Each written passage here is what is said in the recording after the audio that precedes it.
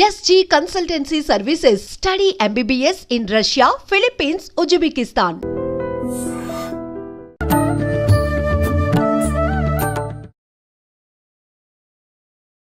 నమస్కారం, welcome to I dream. ధర్మ మార్గం విత్ విజిత కార్యక్రమానికి స్వాగతం. ప్రస్తుతం మనతో పాటు ఉన్నారు ప్రముఖులు శివరుద్ర సాధు గారు. ఇప్పుడు వారితో మాట్లాడి మరిన్ని విషయాలు తెలుసుకుందాం. ప్రత్యేకించి మనకు ఆషాఢ మాసం అనగానే గుర్తొచ్చేది ఏంటండి? చాలా వరకు ఆషాఢ మాసం అంటే కొత్తగా పెళ్ళైన అమ్మాయిలు వాళ్ళ పుట్టింటికి వెళ్తుంటారు. ఇంకొక విషయం, ప్రత్యేకించి మన తెలంగాణ ప్రాంతాల్లో ఆషాఢం అనగానే మామూలుగా ఉండదు సందడి, బోనాల సందడి అనేది స్టార్ట్ అవుతుంది. ఆ నెలంతా కూడా మనం ఏ పండుగైనా ఒక్కరోజు 2 రోజులు జరుపుకుంటాం, కానీ ఈ బోనాల సందడి మాత్రం నెలంతా కూడా చాలా ఉత్సవంగా జరుగుతూనే ఉంటుంది. అసలు ఎందుకు జరుపుకుంటున్నాము, ఏంటి, ఇదంతా కూడా ఇప్పుడు వారితో మాట్లాడి తెలుసుకునే ప్రయత్నం చేద్దాం. నమస్కారం అండి. నమస్కారం అమ్మా.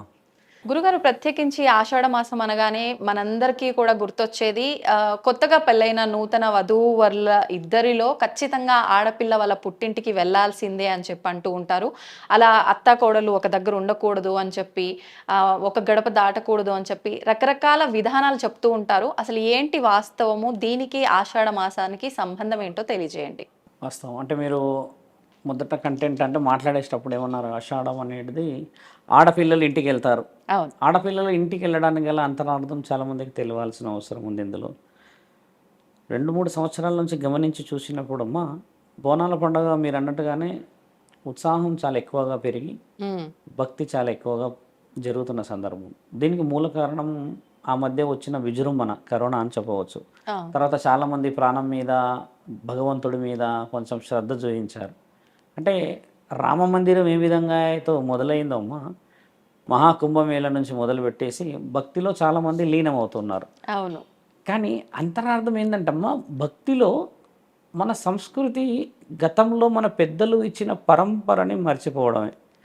బోనాల పండగ అన్న విషయము చరిత్ర, ఇతిహాస పురాణాలలో ప్రపంచం మొత్తం అందరికీ తెలియాల్సిన పండగే. తెలంగాణ ప్రజలకి అంకితం అయిపోయి ఉన్నది. అవును. ఆంధ్ర ప్రజలు కూడా చేస్తారు, కానీ అమ్మ ఇక్కడ జరిగినంత బీభత్సం ఉండదు. మనదంతా ఇక్కడ ఏంటంటే అసలు నెల రోజులు మీరు ఏ వీధిలో చూసినా సందడి ఎక్కువ. అంతరార్థంలోకి వస్తే దైవాధీనమైన మహాముక్కంటి పండగ ఇది. అసలు శివుడు అనేది పండగలో కనబడడు ఇక్కడ. ఈ పండగకి శివుడికి సంబంధం ఉందా? ముఖ్యమైన పండగ, మూలదాత ఆయననే ఈ పండగకి. ఎలా అండి? మహాముఖంటి ఒక చిన్న వివరణలోకి ఎలా వెళ్తాడంటే అమ్మా, చాలా మందికి తెలంగాణ ప్రజలకి ఒగ్గు కథలు తెలుసు మన దగ్గర, చరిత్రలు చాలా బలంగా వింటూ ఉంటారు. అవునండి. అలా మహాముఖంటి ఏం చేస్తారంటే, పార్వతీమాత ఒక సమయంలో తండ్రిని అడుగుతుంది, నాదా నేను ఒక స్త్రీ అంటే ఒక భార్యాభర్తల కలయికతో వచ్చిన సంసారం 9 నెలలు మోస్తున్న ఆ తరుణం నేను నిండుగా చూడాలి, అలా ఒక బిడ్డని నేను కనాలి.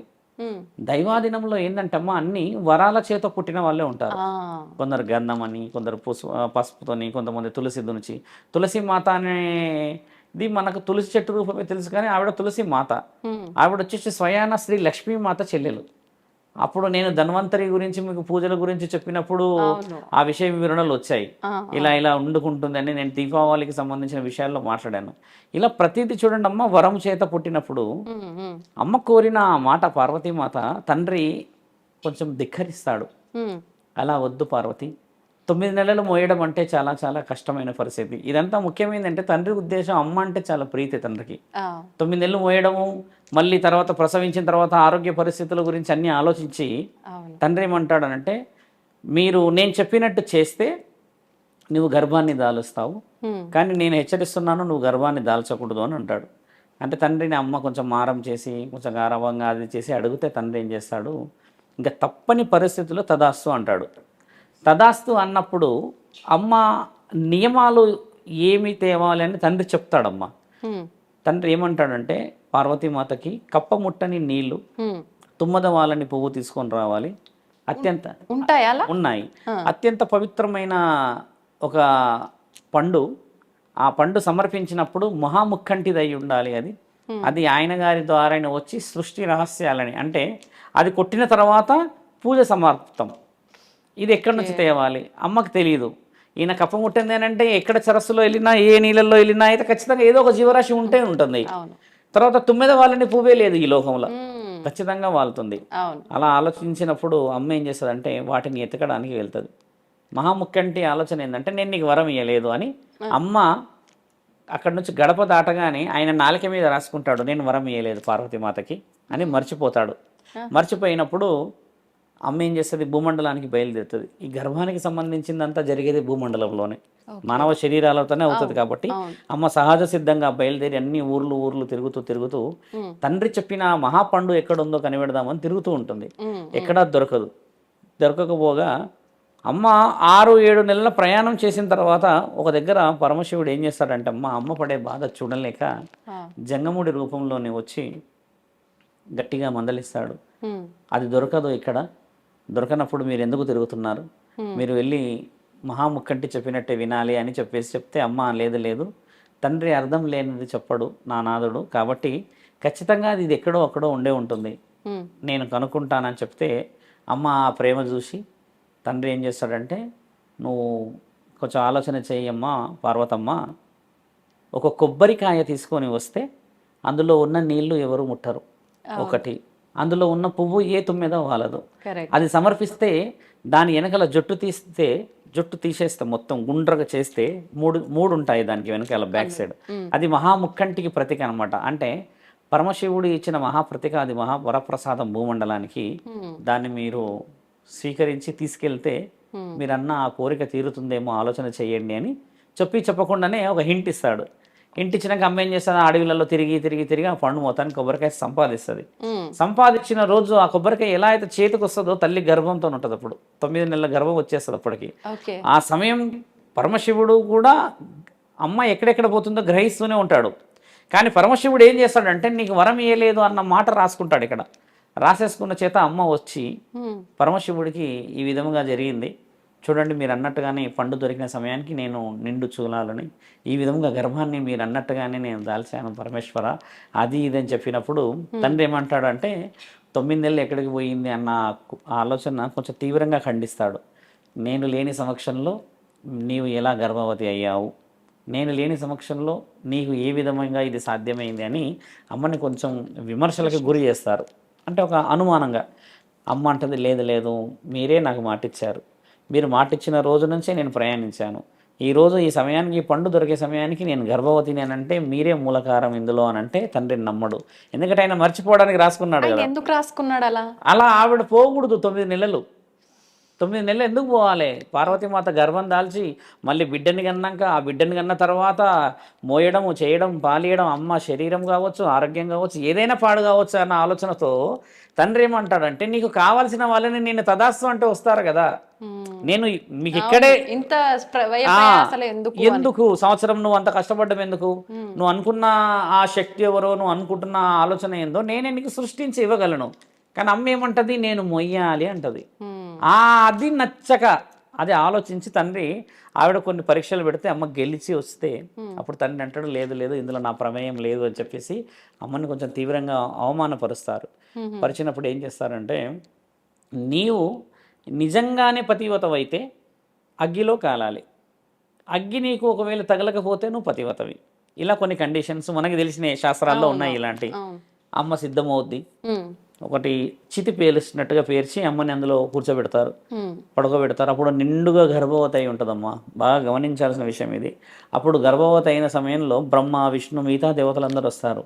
అలా చేయకూడదు, పార్వతిని కాల్చడం చేయడం, అమ్మని జగన్మాతగా మీరు అవమాన పరీక్షలు పెడుతున్నారు అని అంటే తండ్రి కొంచెం ఎవరికి వినకుండా అగ్గి కూడా దొరకదు, అమ్మో నేను ఆవిడని కాల్చలేను ఆవిడని కాల్చగలుగుతామా మహాపతివత అని పారిపోతే తండ్రి 3వ కంటి నుంచి అగ్గిని సృష్టించి అమ్మ పడుకున్న ఆ చితిని కాలుస్తాడు. కాల్చే సమయానికి అమ్మ కడుపులో ఉన్న బిడ్డ ప్రసవించే సమయం అవుతుందమ్మా. ప్రసవించగానే తండ్రి ఏం చేస్తాడంటే, ఒక తరుణంలో అమ్మ గర్భంలో ఉన్న బిడ్డకి చౌడాలమ్మ అనే ఒక శక్తి స్వరూపిణి అయిన ఒక ఆదిపరాశక్తి దేవత, గొల్ల మహారాజుల యొక్క దేవత అనమాట. ఇప్పుడు చౌడాలమ్మ తల్లి లేదు, నాకు తెలిసి చాలా రేర్లో వింటాం ఆవిడ గుడి. నేను ఈ మధ్యకాలంలో ఒక దగ్గర చూసా గుడి చౌడాలమ్మ. ఆ చౌడాలమ్మ తల్లి ఏం చేస్తుందంటే అమ్మ, చాలా గొప్ప గ్రామదేవత ఉంటుంది ఆవిడ. ఘనమైన కార్యక్రమాలు చేయడం చేత శివుడు ఏం చేస్తాడు, ఒక సమయంలో మీరు పుట్టే సమయం వచ్చింది అన్నప్పుడు నేను మిమ్మల్ని ఆహ్వానిస్తాను, మీరు వచ్చి పార్వతీమాత గర్భంలో మీ యొక్క రూపాన్ని దిద్దుకొని లోకం మొత్తం ఏలే రోజు వస్తుంది అని అన్నప్పుడు ఆయన ఏం అడుగుతుందంటే, మరి నా గ్రామ ప్రజలందరూ నన్ను నమ్ముకున్న వాళ్ళు ఏం కావాలి, అవును. నువ్వు మహాముక్కంటివి, నాకు తండ్రివి, పిలిచావు, నేను వస్తాను, మరి నాకేమి ఇస్తావు అని అడుగుతుంది. అప్పుడు తండ్రి అంటాడు, నా శక్తులలో మీకు సగభాగం ఇస్తాను హక్కు అని అంటాడు. శరీరంలోనేమో సగభాగం పార్వతీమాత, శక్తులలో సగభాగం మీకు ఇస్తాను చూడాలమ్మా అని అన్నప్పుడు అమ్మ చాలా ఆనందంగా స్వీకరించి తల్లి గర్భంలోకి వెళ్తుంది. వెళ్ళినప్పుడు చౌడాలమ్మ ఆల్రెడీ శక్తి స్వరూపిణి అవ్వడం చేత అమ్మకి పెట్టిన మంట కాలనివ్వదు. కాలనివ్వకుండా ఏం చేస్తుంది అంటే అమ్మ పార్వతీమాతని మొత్తం కప్పేస్తుంది ఆవిడ శరీరంతో. ఆ గర్భంలో నుంచి బయటికి రావడే చిన్నగా ఉండి మొత్తం అమ్మని కవర్ చేయగానే ఆ మంట మొత్తం బిడ్డని కాల్చేస్తుంది. ఆ బిడ్డని కాల్చిన ఆ తరుణం ఇక్కడ ఉన్న వాళ్ళు అక్కడ ఉన్న వాళ్ళు అందరూ చాలా బాధపడుతూ ఉంటే మహాముక్కంటి మాత్రం ఆనందంగా గంగా స్నానం చేయనిపోతాడు. ఎందుకంటే ఎలాగో కొద్దిసేపు అయితే కాలం చేసేస్తారు, వీళ్ళు తప్పు చేసేసారు, నేను పెట్టిన మంట ఖచ్చితంగా తప్పదు, కాలుస్తుంది అన్న ఉద్దేశంగా పోతే బ్రహ్మ విష్ణు పరమేశ్వరులు పోతూ ఉంటారు గంగా స్నానానికి. అప్పుడు నారద మునివర్యులు వచ్చి అంటారు, ముక్కంటి ఎక్కడికో బయలుదేరారు. ఇప్పుడు పరమేశ్వరుడు వెళ్తున్నాడు, సరే గంగా స్నానం, బ్రహ్మ విష్ణువు ఎందుకు మరి వెళ్తున్నారు? ఈయన మాట వినాలిగా, మరి ఇప్పుడు ఈయన మహాముక్కంటి మాటనే వినాలి, ఎందుకంటే అధిపతి. ఇప్పుడు వాళ్ళందరూ ఒకటి వచ్చింది, ఒక శ్మశాన వాటిక వాతావరణం క్రియేట్ చేశారు, మరి పెద్ద మనుషులు అందరూ వచ్చిన వాళ్ళు పోతారు కడుక్కోవడానికి, మరి అంతే కదా, అలా పోతూ ఉంటారు ఆయన పాటు. అప్పటికి చెప్తూ ఉంటారు, నాయన మరి వద్దు మహేశ్వర మీరు పొరపాటు పడుతున్నారు అది ఇది అన్నా కూడా లేదని గంగా స్నానం పోయినప్పుడు ఆయన నారద మహాముని వారిలో వచ్చి ఆపుతారు. ఎక్కడికో వెళ్ళారు త్రిమూర్తులు, బయలుదేరారంటే నారద ఆ విధముగా జరిగిన పొరపాటు వల్ల ఇప్పుడు మేము వెళ్ళి స్నానాలు చేయక తప్పదు కదా అన్నప్పుడు, అది ఎలా అంటారు స్వామి, లోకజ్ఞానులు మీకు తెలియదా, జగన్మాత మహాపతివత అని అక్కడ రుజువయింది, నిండుగా బిడ్డకి జన్మించింది, ఆ బిడ్డకి పాలిస్తుంది. అదే మీరు కాల్చిన అక్కడ ఉన్న ఏ మరణశయ్యని మీరు పెట్టారో ఆ చితి మీద కూర్చొని ఉంది అని అంటే, అదెట్లా అని చెప్పి మళ్ళీ వెనక్కి పోతారు చూడ్డానికి. అని పోయేలోపు అమ్మ పాలిస్తున్న ఆ తరుణం చూసి మిగతా వాళ్ళు అంటారు, చూసావా అమ్మ చాలా పవిత్రమైనది శంకర, చూడు బిడ్డ పుట్టింది కదా అని అంటే, ఆ బిడ్డ పుట్టడమే చాలా గగనమైనది, మానవ శ్రేయస్సు కోసం చెప్తున్నాము. ఆ బిడ్డ పుట్టుడే కాలిపోయి పుడుతుంది అనమాట. అమ్మని కాపాడడానికి ఆవిడ కాలింది కాబట్టి ఇంతింత వేరియేషన్లో కాలిపోతుంది అమ్మ చర్మం. చాలా చాలా భయానకంగా కాలిపోయిన వాళ్ళని అక్కడ చూస్తే మామూలుగానే భయం వేస్తుంది కదా. ఆవిడ చిన్నగా ఉన్నప్పుడు ఆ విధంగా కాలి పార్వతీమాతను కాపాడితే ఈ రూపం నచ్చదు మళ్ళీ తండ్రికి. ఇది ఎక్కడ గోలరా బాబు, మళ్ళీ పుట్టడం వరకు అందంగా పుట్టాలి కానీ ఇలా ఎలా పుట్టింది అనేది అదొక గోల. ఈయన ఒప్పుకోడు, ఎందుకంటే ఈయన మైండ్ ఏదైతే మదిలో ఉంటుందమ్మా, నేను వరం ఇయ్యలేదు పార్వతీమాతకు అనేదే ఉంటుంది ఆయనకి. ఆ తర్వాత పైకి తీసుకెళ్తాడు, చుట్టుపక్కల ఉన్న వాళ్ళు అవమానపరుస్తారు కదా అని. తీసుకెళ్ళిన రోజు రాత్రి జరిగిన మహాసంఘటన ఏంటంటమ్మా, తల్లి పడుకోగానే ఆ నల్లగా ఆ కాలిపోయినట్టుగా అందహీనంగా ఉందని చూసి తండ్రి ఆవిడ తీసుకెళ్తాడు. అక్కడి నుంచి పార్వతీమాత పడుకున్న తరుణం తీసుకెళ్ళిపోయి వేప చెట్టు దగ్గర అడవిలో వదిలిపెడతాడు. అదే రూపంతో అదే మొహ కవలికలతో ఉన్న ఇంకొక స్త్రీ శక్తిని అక్కడ సృష్టిస్తాడు తండ్రి. పార్వతీమాత లేచి అడుగుతుంది, నాదా ఈ విధంగా జరిగింది ఏంది, బిడ్డ రాత్రి ఈ విధంగా ఉన్నదనంటే, నా శక్తులతో ఆవిడ శరీరాన్ని బాగు చేశాను పార్వతీమాత అని అన్నప్పుడు అమ్మ కూడా కొంచెం ఆనందంగానే బిడ్డ బాగుంది కదా అని అన్నప్పుడు తండ్రి అడుగుతాడు, ఈవిడతో సిద్ధంగానే ఉన్నారు కదా, ఇంకా ఎలాంటి ఆలోచన లేదు కదా అన్నమ్మ. అలా తరుణం అలా ముందుకు తీసుకెళ్తూ ఉంటారు. తీసుకెళ్ళినప్పుడు మహేశ్వరుడు చేసే ఒక ముఖ్యమైన సంఘటన, కింద ఒక శక్తిని వదిలిపెడతాడు. ఆ శక్తి చౌడాలమ్మ. ఆ శక్తి చౌడాలమ్మ అన్న సంగతమ్మ తండ్రికి కూడా అవగాహన ఈమె పుట్టింది అని అనుకోడు. ఎందుకంటే శక్తి పుట్టడం కాలడంతో పుట్టదు కదా. అక్కడ వేప చెట్టు దగ్గర వయసు వయసు వయసు వయసు వయసు పెరుగుతూ పెరుగుతూ పెరుగుతూ వస్తున్నప్పుడు సుమారు 14 సంవత్సరాల వయసు వచ్చినప్పుడు అమ్మ, ఇక్కడ కూడా బిడ్డ వయసు 14 సంవత్సరాలు, ఎర్రపోచమ్మ అంటారు ఆవిడని. అక్కడ ఉన్నది కర్రెపోషమ్మ అన్నమాట. మన తెలంగాణ ప్రాంతాలు తెలుసుకోవాల్సింది, పరమశివుడి యొక్క కడుపులో నుంచి పుట్టిన శక్తి ఆదిపరాశక్తి అగ్గిలో పుట్టింది అని అంటారు చూడండి, అఖండ జ్యోతి అని. పుట్టిన శక్తి నల్లపోచమ్మ తల్లి, ఆవిడని కర్రెపోచమ్మ అంటారు మన దగ్గర. అయితే ఆ కర్రెపోచమ్మ తల్లిని ఆ అడవిల పాలు చేయడం చేత అడవిలో ఉండి అక్కడ దొరుకుతున్న వనమూలికలే కానీ ఆ దుంపలే కానీ తింటూ తింటూ తింటూ మాంసాహారాన్ని భుజించే హక్కు నల్లపోచమ్మ తల్లికే ఉన్నది. మన దగ్గర ఈ ఏటలు ఎందుకు వస్తారు, ఈ మేకలు ఎందుకు వస్తారు అన్న దానికి అంతరార్థం అది. ఆవిడ అడవిలో ఉండడం చేత దొరికినవన్నీ తినడం, ఈ కపాలాలన్నీ శరీరం మీద వేసుకొని తిరగడం. పార్వతీమాత కాదు వేసుకున్నది కపాలాలు, ఆవిడ బిడ్డ వేసుకుంటుంది. రక్షించుకోవడానికి, శరీరం రక్షించుకోవడానికి అలా వేసుకున్న తర్వాత 14వ ఏట పెళ్లి జరుగుతుంది. కాళీమాత కాదా ఈ కపాలాలు ఇవన్నీ లేదు వేసుకునేది? పార్వతీదేవి లేదు గారు లేదు, ఒక రూపం. కాళీమాత కాదు, ఆ, ఆమె వేసుకునేది నల్లపోచమ్మ తల్లి. మీకు అది కూడా వివరిస్తాను నేను. అయితే 14వ ఏట పెళ్లి చూపులు జరుగుతాయి పైన, ఎందుకంటే ఎర్రపోచమ్మ తల్లికి పెళ్లి చేయాల్సిన సమయం వచ్చింది కదా అని. కిందనేమో కర్రెపోచమ్మ తల్లి ఉంటుంది. కర్రెపోచమ్మను వదిలిపెట్టి లోకం మొత్తం తెలియదు కదా కర్రెపోచమ్మ తల్లి శివుడికి పుట్టిన మహానీయురాలని. ఎర్రపోచమ్మ తల్లికి అంగరంగ వైభవంగా పెళ్లిలు కార్యక్రమాలు ఇవన్నీ జరుగుతున్న సమయం చూడముచ్చటగా ఉన్నప్పుడు ఈ నోట ఆ నోట అమ్మకి కూడా తెలుస్తుంది. 14వ సంవత్సరం వచ్చినప్పుడు నేను ఒక శక్తి స్వరూపిణి అని అమ్మ కనిపెడుతుంది. అమ్మ ఏం చేస్తుందంటే ఆ పెళ్లిని ఆపాలి, నా తండ్రి నాకు చేసిన అవమానాన్ని నా తల్లి పార్వతీమాతకు తెలియజేయాలి, లోకం మొత్తం తెలియజేయాలి అని అన్నప్పుడు అమ్మ ఈవిడ ఏం చేస్తుందంటే ఆ పెళ్లి సమయానికి శివుడి రూపమే తీసుకొని కింది నుంచి ఆ పెళ్లి జరుగుతున్న ప్రదేశానికి బయలుదేరుతుంది. బయలుదేరి అక్కడ ఉన్నప్పుడు అందరూ ఏమనుకుంటారు, శివుడే వస్తున్నాడు, శివుడితో మాట్లాడాలన్న ఆ తరుణం చూసి చూసి చూసి అందరు అడిగితే ఈవిడ ఏం చెప్తుందంటే నాకు ఇంకొక బిడ్డ ఉంది, ఆవిడ కర్రెపోచమ్మ, ఆవిడ భూమండలంలో ఉంటుంది, ఈవిడ ఎర్రపోచమ్మ, ఈవిడ పెళ్లి చేస్తున్నాను అంటారు. అంటే మిగతా వాళ్ళందరిలో ఎవరో ఒకరు ఉంటారుగా కొంచెం తింగరికి ఆలోచించేటోళ్ళు, అదేంది కర్రెపోచమ్మ ఉందన్నప్పుడు మరి ఆవిడ పెళ్లి చేయాల్సింది వదిలి ఈవిడ పెళ్లి చేస్తున్నాడు, మళ్ళీ బిడ్డ ఇంకొక బిడ్డ ఉందని అంటున్నారు, దీంట్లో అంతరార్థం మాకు ఎవరికి చెప్పలేడు కదా అని ఈ నోట ఆ నోట కలిసి మహాముఖ్యంటి అక్కడ గాఢమైన యోగ నిద్రలో ఉన్నప్పుడు పోయి ఆయనకు చెప్తారు, మీకు ఇంకో బిడ్డ ఉందంట కదా అంటానంటే ఎవరు చెప్పారు ఈ ఇంత పెద్ద రహస్యం అని చెప్పేసి ఊటాహూటనే లేచి వస్తాడు. మీరే చెప్పారు, అక్కడ బయట అందరూ అనుకుంటున్నారు కదా మీరే చెప్పారంట కదా అని అన్నప్పుడు లేదు లేదు అలాగేం లేదని చెప్తే బయటకు వచ్చి చూసేలోపు ఈవిడ అందరితో మాట్లాడుతూ ఉంటుంది. అలా భార్యడు త్రిశూలం పట్టుకొని శివుడే ఉంటాడు, బయట శివుడే ఉంటాడు, అక్కడ ఇక్కడ శివుడే ఉంటాడు, ఇద్దరు మాట్లాడుతూ ఉంటే అప్పుడు శివుడు వచ్చి అంటాడు కొంచెం ఎంత మాయ కనబడుతుంది అని చెప్పేసి, నీవు శివుడు కాదు అది కాదు ఇది కాదు అని అంటే ఇద్దరి మధ్యలో మరి ఎవరు నిజమైన వాళ్ళు తెలుసుకోవాల్సిన అవసరం ఉంది కాబట్టి నాతో తలబడి నన్ను ఓడగొడితే గెలిచిన వాళ్ళే శివుడు అని నిర్ణయిస్తారమ్మా. ఇది చాలా వివరంగా పోయినప్పుడు ఇద్దరు బీభత్సమైన గొడవకు సిద్ధమవుతారు. ఒకరినొకళ్ళు చాలా చాలా చాలా తీవ్రంగా తలబడుతున్న సందర్భం సృష్టి మొత్తం ఆగుతుంది. అమ్మ ఏం చేస్తుంది అంటే అమ్మ చౌడాలమ్మ తల్లికి ఈయన తెలియకుండా సగం శక్తులు ఇచ్చాడుగా, మళ్ళీ ఆవిడ శక్తి స్వరూపిణే చౌడాలమ్మ తల్లి, మళ్ళీ ఈవిడ నల్లపోచమ్మ తల్లి రూపం తీసుకోవడం చేత ఉగ్రరూపం ఉంటుంది ఆవిడది. తండ్రిని ఏం చేస్తుందంటే అమ్మ ఎడమ కాలుతో ఇక్కడ తంతది, ఒక్కసారి ఇలా తన్నినప్పుడు తండ్రి అక్కడ వెనుకల పడతాడు. పడగానే అమ్మ చాలా ఆవేశంగా పరిగెత్తుకొచ్చి తండ్రి ఈ గుండె పైన ఎడమకాలు పెట్టి శివుడు రూపంతోనే ఉంటుంది, మళ్ళీ ఎడమకాలు పెట్టడమే ఆవిడ ఆదిపరాశక్తి అవుతుంది. ఒక్కసారి ఆ కేశాలు ఇక్కడ వరకు కింది దాకా ఉండి ఆ కేశాలన్నింటికీ మళ్ళీ కళ్ళు కనబడుతూ ఉంటాయి. మనం అక్కడక్కడ చూస్తుంటాం, ఒగ్గు కథల్లో చెప్తారు అమ్మకి ఇలా పాయలు తీస్తూ ఉంటే కళ్ళు కనబడ్డాయంట అని అంటారు కదా, అలా మొత్తం కళ్ళు వచ్చి ఆ కపాలాలన్నీ కనబడి అమ్మ ఒక్కసారి శివధాత్రి అంటారు. శివధాత్రి అంటే చాలామందికి తెలియాలమ్మా శివుడి వరంతో పుట్టిన దంతం, దాన్ని శివధాత్రి అంటారు.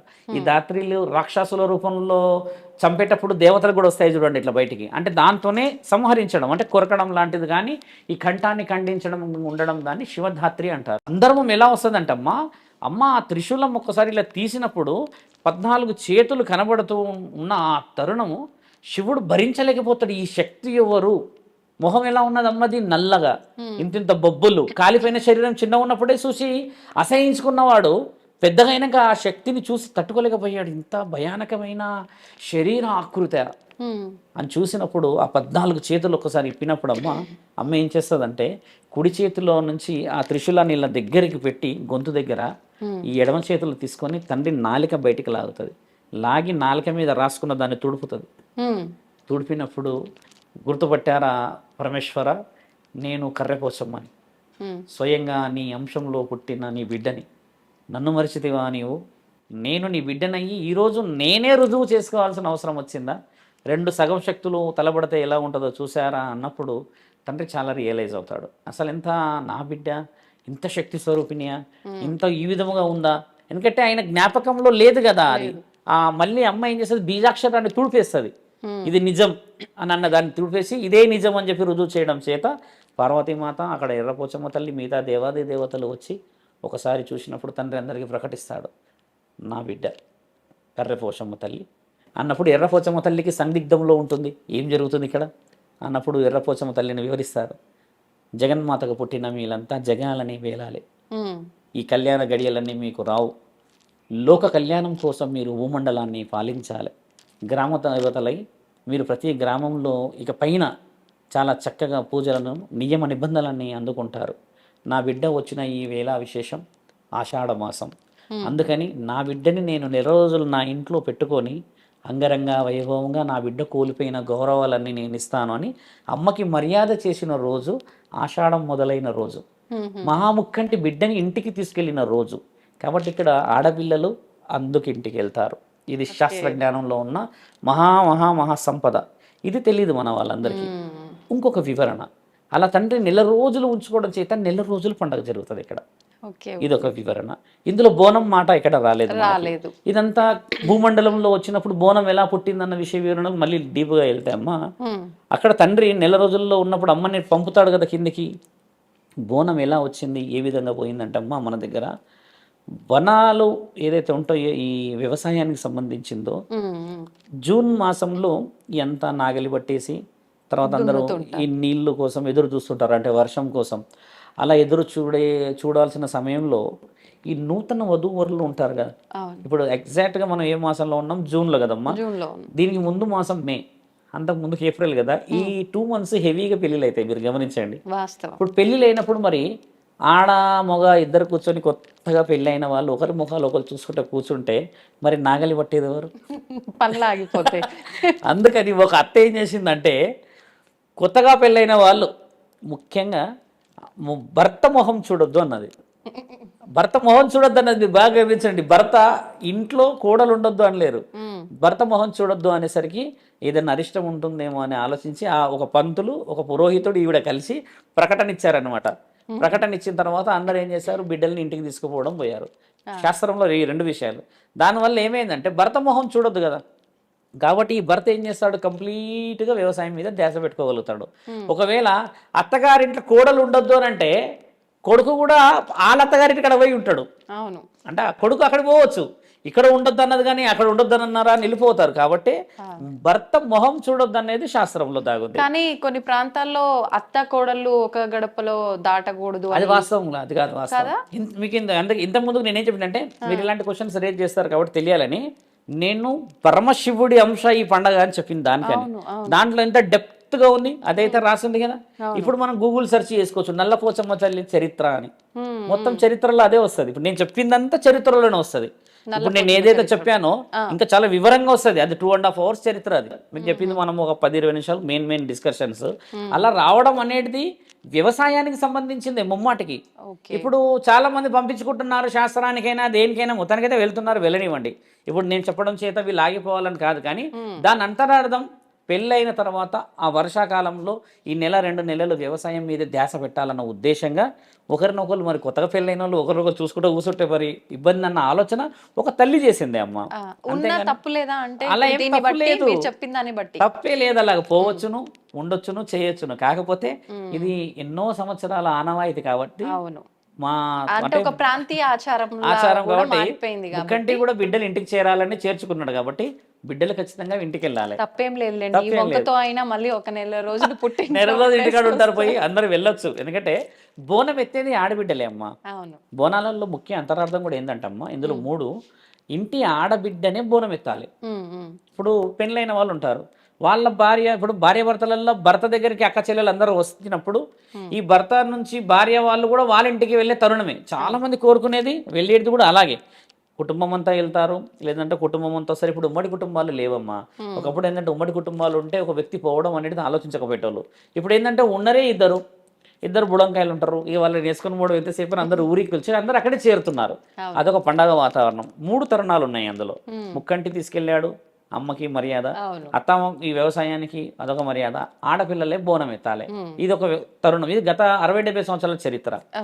మీరన్నట్టుగా ఈ వ్యవసాయాన్ని మొదలైనప్పుడే అమ్మకి వన భోజనాలు పెట్టేవాళ్ళు. ఎందుకంటే అమ్మే కాబట్టి ఒకప్పుడు సృష్టి స్థితిని నడిపేది జగన్మాత కాబట్టి అమ్మ వాళ్ళ యొక్క అడుగు భూమండలం మీద పెట్టడానికని వ్యవసాయంలో వచ్చిన పంటలన్నీ అప్పట్లో చూడమ్మ, వరి నుంచి ఇంకా ధాన్యాల నుంచి ఏదొచ్చినా కూడా పూజ ఖచ్చితంగా చేసేవాళ్ళు. ఆ పూజ చేసినప్పుడు అమ్మకి ఏం చేసేవాళ్ళంటమ్మా, ఈ మాసంలో ఖచ్చితంగా నైవేద్యాలు సమర్పించేవాళ్ళు. ఆ నైవేద్యాలు సమర్పించడానికి గ్రామ దేవతలకి సంబంధం ఏమిటి? పార్వతీమాతకే పెట్టవచ్చుగా బోనం. డల్లపోచమ్మ తల్లికి, ఎల్లమ్మ తల్లికి, ముత్యాలమ్మకి, మైసమ్మకి, కనకాల కట్ట మైసమ్మ తల్లి అంటారు, పెద్దమ్మ తల్లి, సరస్వతి మాత, ఎర్రపోచమ్మ తల్లి, లక్ష్మీమాత, వీళ్ళకే పెడతారు మన వాళ్ళు. ఉప్పాలమ్మ అంటాం, కొన్ని దగ్గర పోలేరమ్మ కూడా అంటాం. ఈ వీళ్ళకి ఎందుకు పెడతారంటే పరమశివుడు ఇచ్చిన ఆజ్ఞ గ్రామాల్లో మీరు ఉండాలి అని. గ్రామాన్ని కాపాడే మొట్టమొదటి దేవత ఈవిడ కాబట్టే ఆ గ్రామంలో ఉన్న దేవతకి మొదటి ఆహ్వానం అనమాట వనభోజనం. వన అంటే ఏమిటి? అడవి.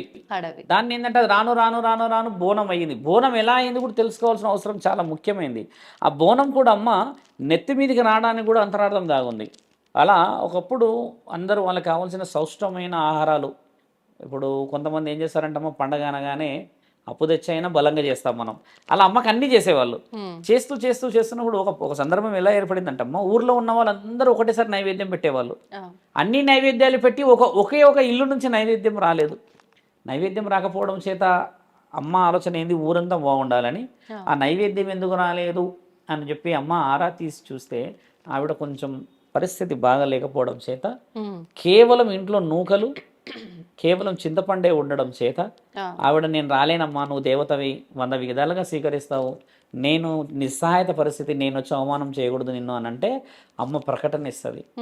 నీ ఇంట్లో ఉన్న ఆ కమ్మనైన వంటకమే నాకు ముఖ్యంగా చేరాలి. ఇకపైన మేము మాటిస్తున్నాము, మీరు పెట్టే ఆ నూకలతో చేసి అందులో చింతపులుసు పోసి అది వేడివేడిగా నాకు తీసుకొస్తే ఇక్కడ ఉన్న వనభోజనాలు, ఇక్కడ ఉన్న వివిధమైన నైవేద్యాల కంటే ముందు అది నేను స్వీకరిస్తాను, అందులో నీ ప్రేమ దాగుంది అన్నప్పుడు అమ్మ నెక్స్ట్ డే ఆ బిడ్డ ఏం చేస్తుందంటే ఆ ఆడబిడ్డ అమ్మనే కోరింది కోరిక కాబట్టి నేను సమర్పించవలేనని ఆ కుండని నూకలు పెట్టి వేడి చేసి అందులో కొంచెం ఉడికించి బాగా అమ్మ అందులో ఉన్న చింతపండు అప్పుడే తెచ్చినది, సమ్మర్లో చింతపండు తీస్తారు బాగా, ఆ చింతపులుసు చేసి ఇలా కుండలో పోసి ఆ వేడి వేడి కుండ నడుము మీద పెడితే కాలుతుందని అక్కడ అప్పటికైతే కండువలు అందరి దగ్గర ఉండేవి. ఆ కండువ తీసి నెత్తిలో పెట్టుకొని ఇలా పెట్టుకొని పరిగెత్తుకుంటూ అమ్మకి సమర్పించిన మొదటిది బోనం అయ్యింది. ఈ పచ్చి పులుసు కాన్సెప్ట్ ఇక్కడ వచ్చింది అన్నమాట. ఈ విధంగా అమ్మ ఇష్టంగా స్వీకరించింది. ఇప్పటికీ అందరు అలానే చేస్తారు. ఇప్పుడు చాలా మంది చూడండి పెరుగు చేస్తారు, అందులో పెరుగేసి పరమాన్నం చేస్తారు, కొంతమంది ఉడకబెట్టి పసుపన్నం వండుతారు, దానికి వివిధ రకాలుగా చేస్తారు. ఎలా అయినా అమ్మకి స్వీకరణ, కానీ చింత పులుసు లేనిది స్వీకరించదు. ఇది ముమ్మాటికి ఉండాల్సిందే, ఎందుకంటే జగన్మాత ఇష్టంగా కోరిన కోరిక. ఒక వివరణ. తప్పకుండా మీకు కూడా బోనాల పండుగ శుభాకాంక్షలు మా అందరి తరపున. నిజంగా చాలా లోతైన వివరణ ఇచ్చారు. ధన్యవాదాలండి. నమస్కారం. తవ్వుతూనే శివలింగం సరే దాన్ని అట్లా కప్పేసేయండి, చూపించదండి. మూర్తి పూజ కాదు, సాక్షాత్ బ్రజేంద్ర నందన భగవాన్ ఉన్నారు మూర్తిలో. ఏమీ ఆశించకుండా ఆరాధించే వాళ్ళు కూడా ఉన్నారా ప్రభుజీ? నిజమైన భక్తి అంటే మనకు తెలియదు కాబట్టి